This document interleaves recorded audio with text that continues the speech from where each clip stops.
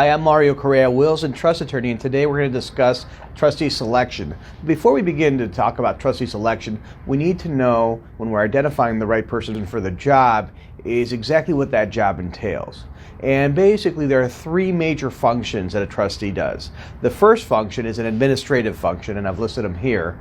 The administrative function is basically the logistics. It's the running around and opening a bank account, gathering assets, finding a realtor to sell any real estate, getting a CPA to do the accounting and to do the tax returns. It's hiring an attorney. It's making sure that all the logistical steps are taken to make sure that we do a proper estate administration or trust administration, and then get the assets to where they need to go. And that's dictated by the trust. The second issue, or the second function, is an investment function.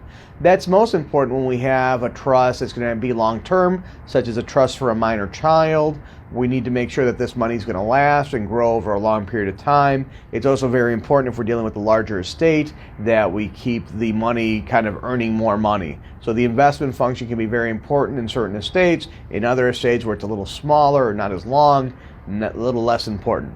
The third function is the distribution function, and once again, it becomes more important the longer the trust lasts and the more discretion the trustee has. Obviously, if it just says divide the estate in a few equal shares and distribute the funds, there's less discretion in the distribution standard, but sometimes the distribution might be you can distribute in equal or unequal shares to a certain class, such as my children. And then once you're using that discretion, or when they receive the money and they're using discretion in that account, discretion becomes very important.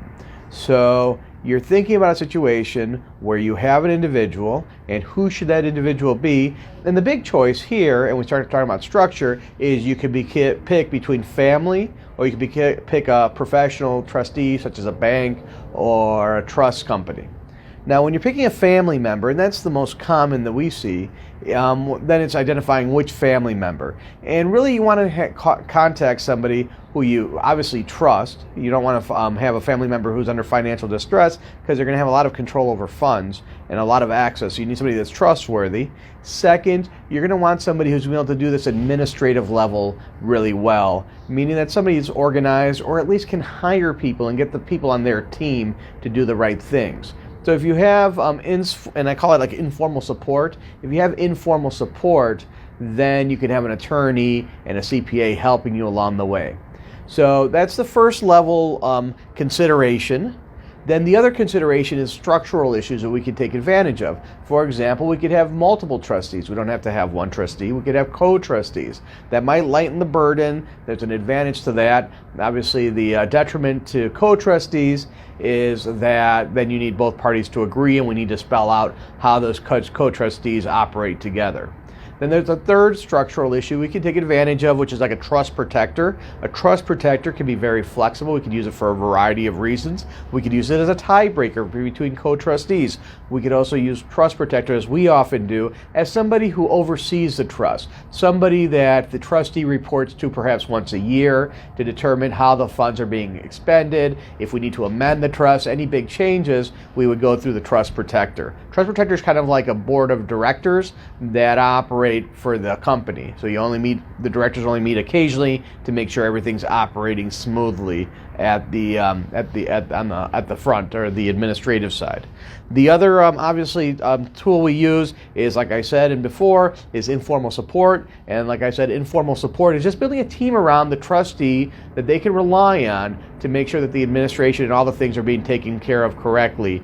From an administrative side, you're going to want an attorney who's experienced in trust matters. We play this role very often and help tell the trustee family members what to do.